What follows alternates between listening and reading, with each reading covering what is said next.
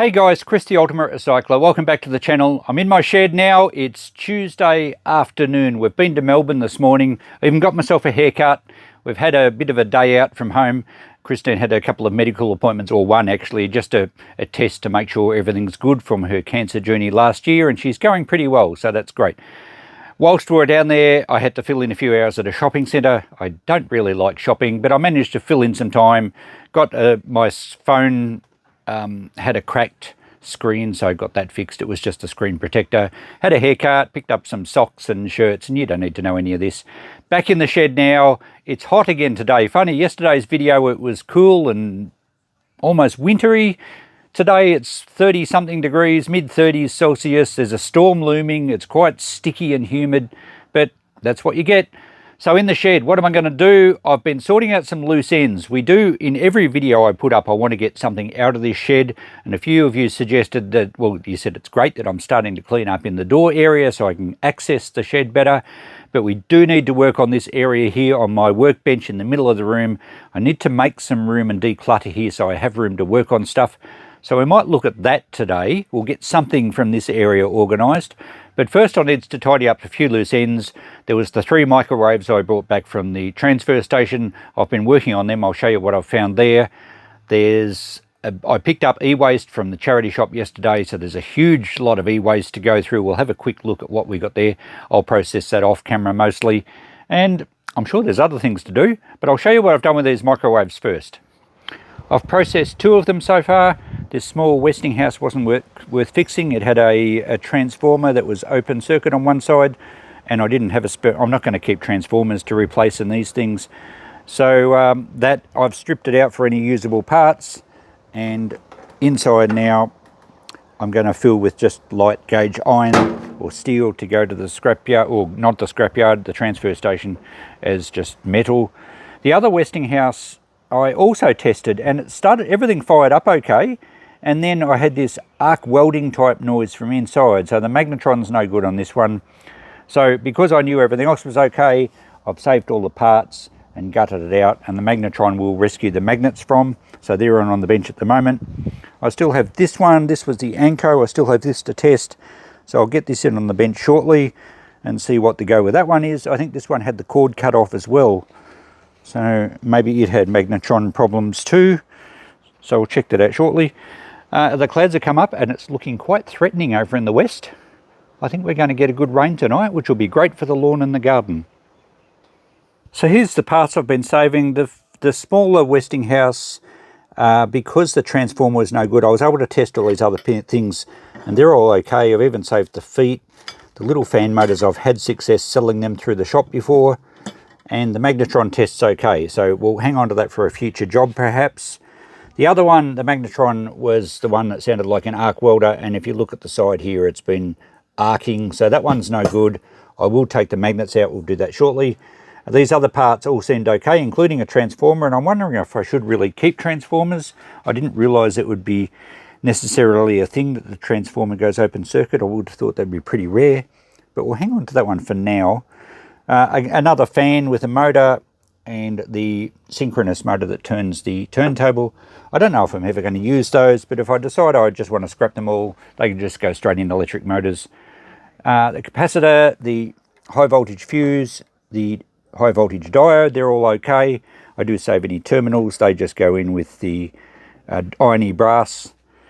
And the good news from this larger Westinghouse is that the door bracket with the safety switches, which was working fine because the only thing that was the issue was the magnetron arcing, that is exactly the one I need to fix this Cambrook one down here.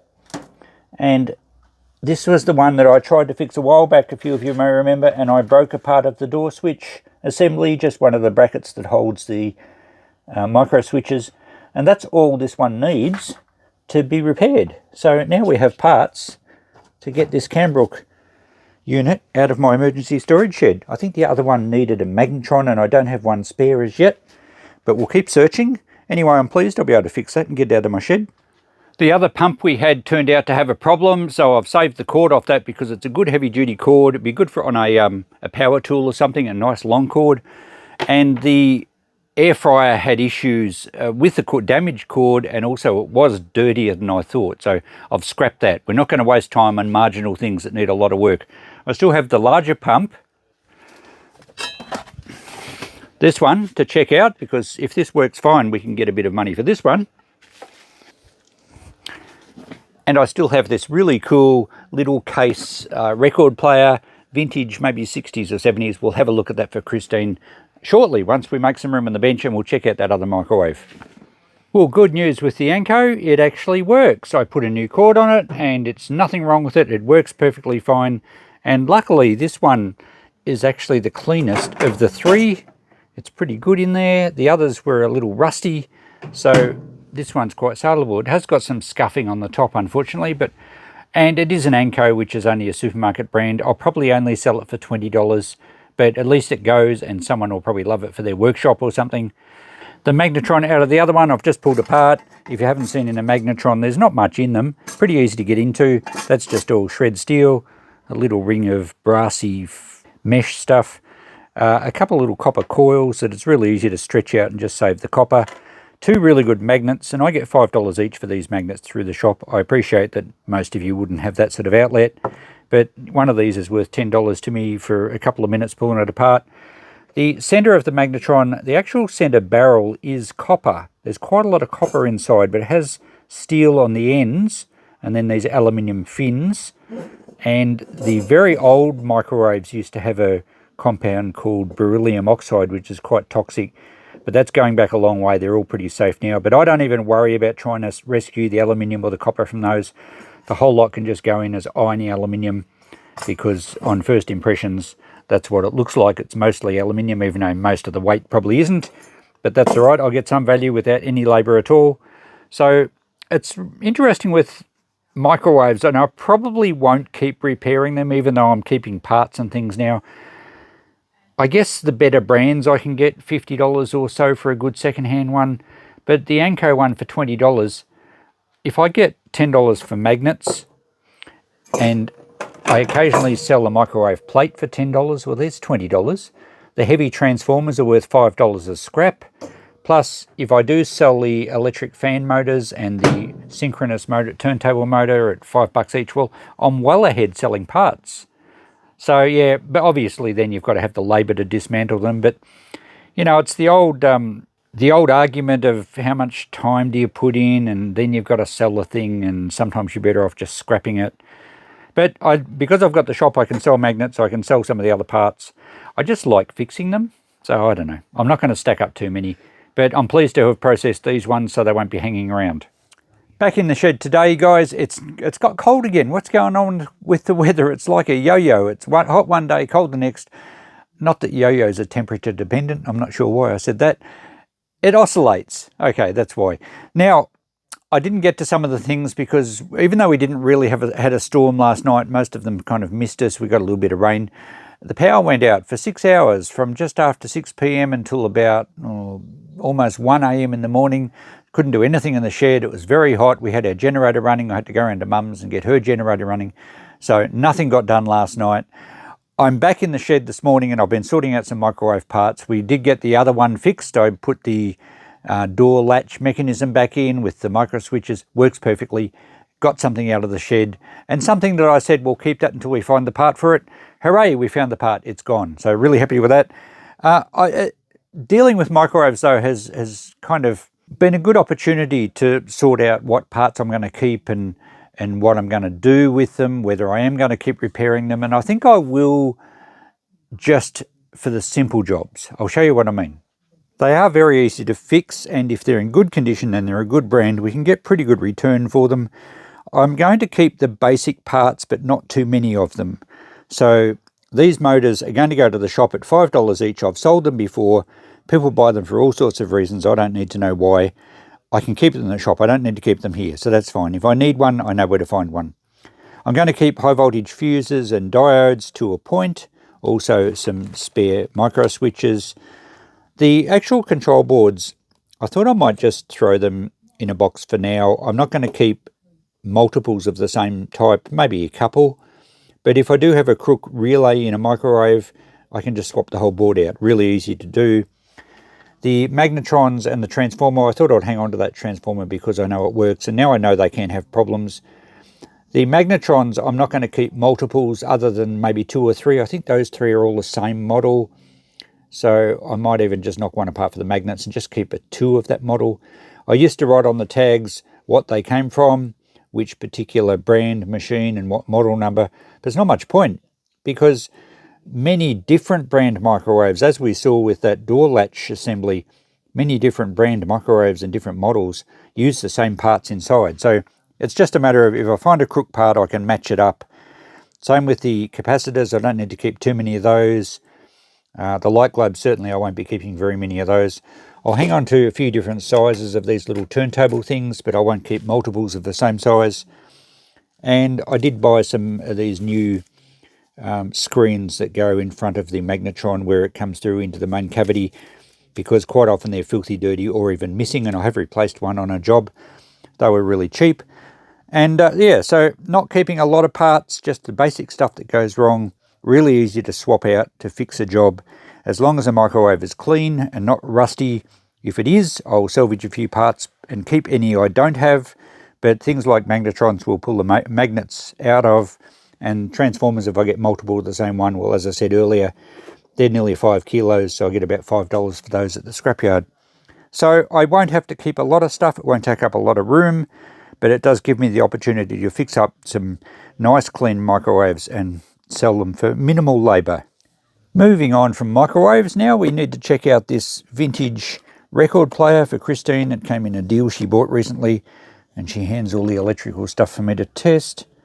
Alright, the cord's all shoved up in here. Is the lid broken? Oh no, it's removable. That's okay.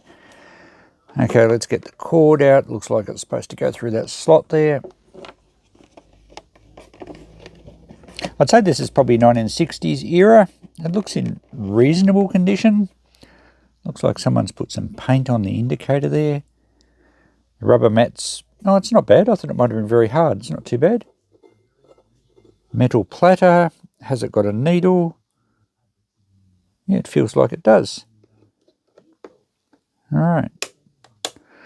Rembrandt is the brand. Haven't heard of that with respect to these before. I think I've seen some Kingsley branded ones, much the same.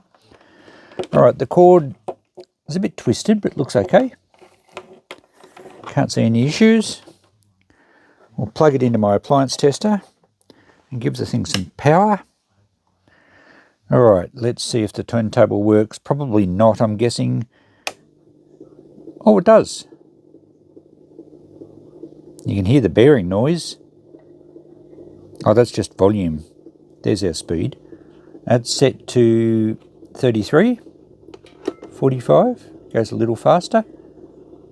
78. Yeah, it's noisy, but it appears to work okay. And N is neutral, I guess. And 16, you don't see too many record players that have a 16 revs per minute setting. I don't think I've ever seen a record that's supposed to run on 16. Let's go to 33. Now, with that running, do we have any noise? Can't hear anything. Maybe the amplifier's not working. Oh yeah.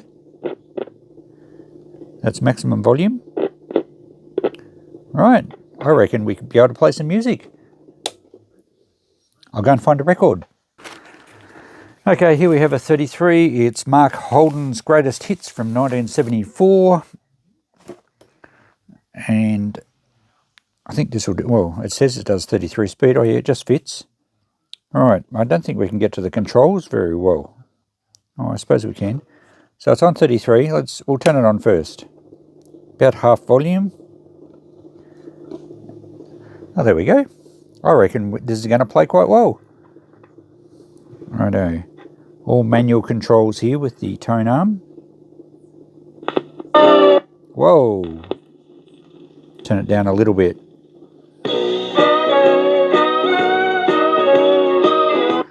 That will do for the moment. It's a bit wow and fluttery. It's not bad, really, for what it is. Next track. Dancing, would you? That's quite usable.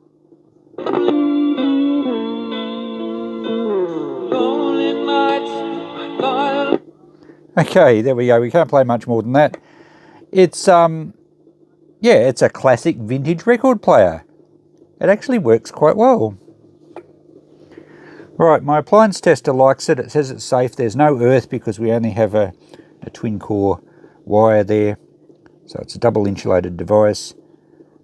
We will turn that off, but I can give that back to Christine now to sell at the shop. She's put a code on it, but she didn't know what price. I think probably around the $30 or $40 mark for something like this in working condition. It's certainly not something you'd buy if you want to play records to listen to for the music listening pleasure. You'd want to get something a little bit better quality, but as a novelty, as a vintage piece from the 1960s or so we're talking what, 60, nearly 70 years old. Is it going to close there? It's a great piece. Oh yeah, there we go. So I'm not going to poke the cord back in. I think I'll just leave the cord out the back and just bundle it up and put a cable tie around it. So yeah, maybe about $40, $45. Very cool. Moving on to the next job, we need to sort out what to do with this pump. The pipe fittings have been broken off. Might just take them off the actual pump, and I'll take that bracket off too so that it sits flat, and then we can plug it in and see if it actually runs. Okay, that's got the bracket off. It's a good heavy piece of steel. That could be handy for something. Oh, it's a bit messy under here. Hopefully no spiders. Don't think there is. And the fittings came off, but they were so brittle they actually cracked. Both of them cracked, so I just gave them a thump with a hammer and they came off quite easily. The pump itself looks okay. Doesn't appear to be any damage. So it's really just going to depend on whether the motor works and what it sounds like. It might have a bearing gone. It might have a main seal gone. It doesn't look like it's been obviously leaking. The cord itself is very weathered. It's obviously been outside and this has been bunched up, but it doesn't appear damaged. It's just quite weathered and dirty. I think it's okay to test. It's an older unit. It doesn't have the sleeves on the pins, so it's at least 20 years old. I think I'll give it a plug in. You're not supposed to run pumps dry for any length of time. The mechanical seal in there doesn't like running dry. It's supposed to be having water around it. But I think we can give it a quick test just to make sure the motor works. If the motor doesn't work, I'm not going to investigate any further. It can just go in the scrap. But if it does run and sounds okay, I can probably hook up some water somehow, although I'm not going to have fittings like that, I don't think. We'll give it a test anyway. So I'll plug it into the appliance tester and we'll power that up. Nothing. We'll see if we've got an earth. Yeah, the earth passes. But we've got no, it's got a reset switch on here. No, nothing's happening. Well, it may have been discarded because it was faulty. It looks like it may be a capacitor start motor. I'll turn it off. Does the motor actually spin? Is it free or is it seized? It does turn. At least the fan part on the end turns. Perhaps I'll take this top cover off and have a quick look. Oh, this one's tight.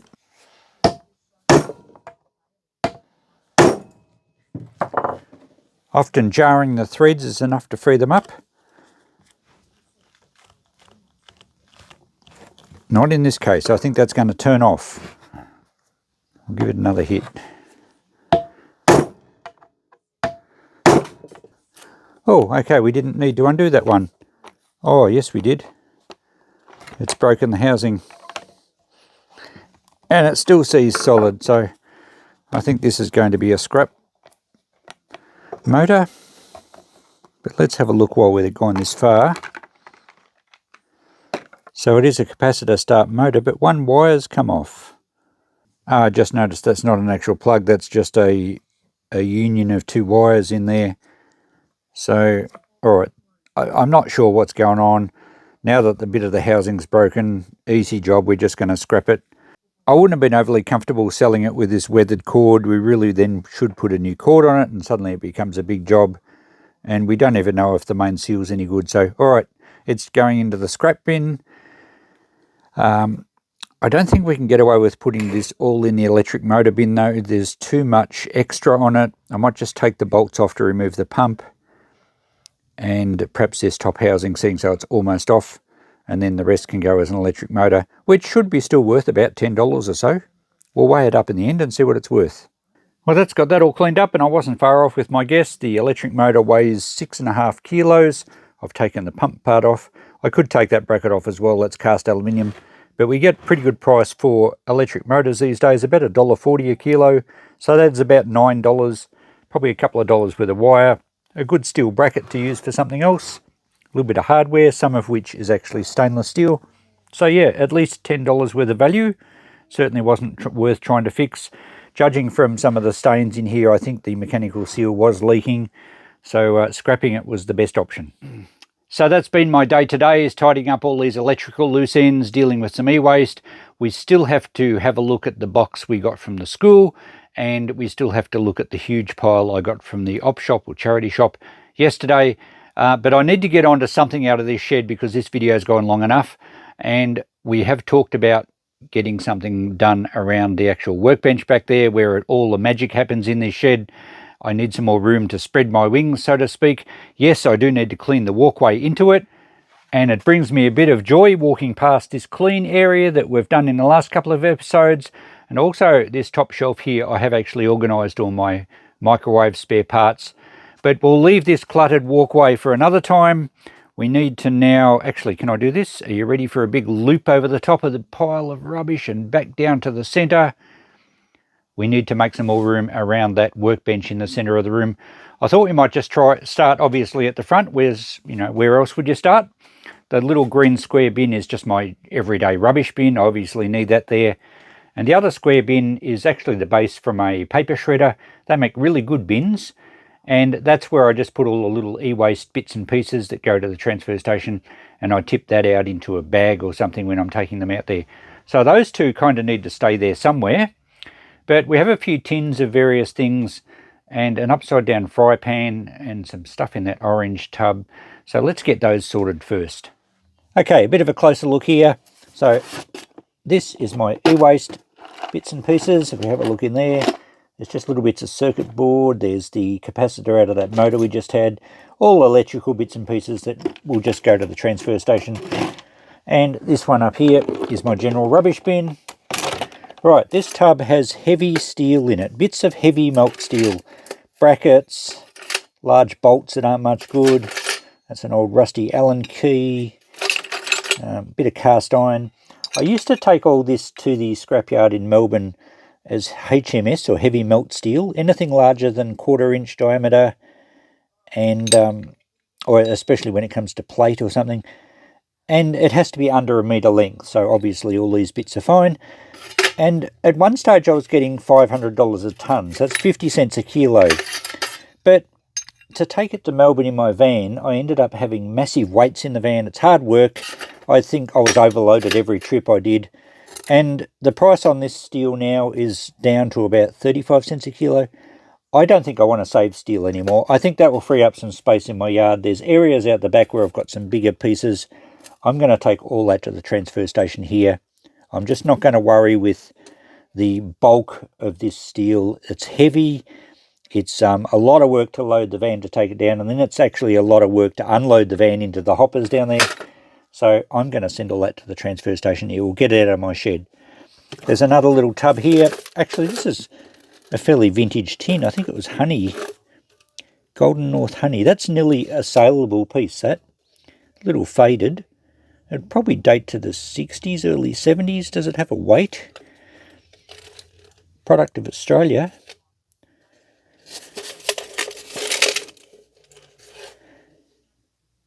Yeah, I'm not sure, but I think I'll actually clean that up a little bit and put it in the shop for $5. We'll see how we go. So because, this was actually is a bit of rubbish. This was the lighter gauge stuff that I never saved anyway. This is what I'll tip into those microwave cases, just as normal shred, and I've always been taking this to the transfer station. But now that can all go in as one. And that also has old rusty screws and rivets and everything in it. I'll clean this tin out though. We'll try and get $5 for that. Okay, This broken old ice cream container has brackets. They're like pipe clamp brackets, the sort of brackets you would see holding up a TV antenna. There's some heavier ones in here. There's some other, well, I think that's aluminium. No, it's magnetic, so that can just go in with steel. I think I can probably sell, oh, that's like an exhaust clamp. I think I could sell these. I'll probably put all those in a separate container, because if you go to buy one of these type of brackets from a hardware store, you would pay a fair bit. So they're just U-bolts and brackets. I'm going to put all these in a tub and take them to the shop. Probably $5 a pick. Some other brackets can go in with the scrap. A bolt that's no good, and that's just rubbish. In fact, that whole container's rubbish. That won't even be able to go into the recycling because it's broken down. It's obviously been affected by UV light or something, so that will be rubbish. And there's just various other little bits all over the floor here from what's fallen off the bench, mostly just bits of steel that I've thrown at these various containers and missed. We're making some space here. Cable tie that's been clipped, that's rubbish. Right, now this one is a aluminium fry pan. That will be all aluminium. You do have to check fry pans because some of them have an inserted metal base that's magnetic, which is needed for a induction cooktop, but this one's just clean aluminium. And in this tub here, this was a clamp that I was soaking in diesel years ago. Now it was totally frozen up, solid, all rusty, been out in the weather for years, and I cleaned it. Well, actually I just soaked it in diesel fuel, and it spent a few years sitting in my shed. I'm not even sure where the rest of the clamp is now, but it looks like it's freed it up. Oh, it still doesn't pivot, but diesel is very good for soaking rusty metal in and for freeing it up. I think I should probably try and find the rest of that clamp. I think it was a good one. Alright, I'll have to have a look for that. But as for this tub, I just used that as basically as a container to soak it in. That's all pure aluminium as well. So even though it's a bit oily from the diesel, that can go in our aluminium bin. And look, we've made space. Well, you know you're starting to make progress when you get to sweep up a bit. It's been a long time since I've really swept anything in this shed, so that's good. We have some concrete. So I'll put our rubbish bin there, our e-waste bin there, and our little tin for bits of just general steel. So that'll do for now. I think next episode we'll just continue to work right around the shed. I need to get that Triton workbench and the other router stand out. So obviously there's a lot of clutter to get through.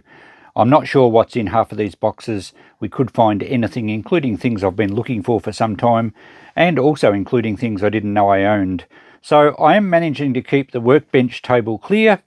If we work around it, we'll get some more space. Maybe to put that trolley that's up on the deck around there just to help me get things sorted. And once we have a more functional workspace here, then we need to switch back to open up the walkway. So I'll wind this episode up now. Thanks for coming along, guys. Thanks for spending the day with me.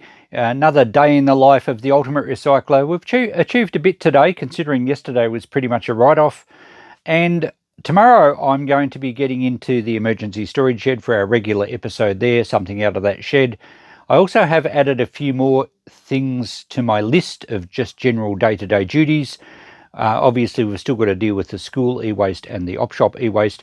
Also, I have to give our generator a service. It was running quite a bit yesterday or last night, and it was surging a little bit. I think it probably needs a bit of a clean up and a service. It hasn't been serviced since we bought it new, so I guess I should do a video on that.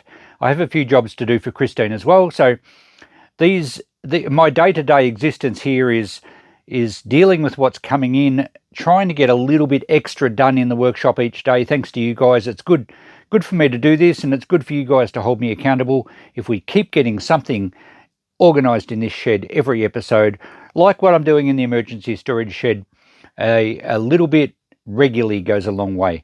Thanks for watching. We'll catch you in the next episode. Bye for now.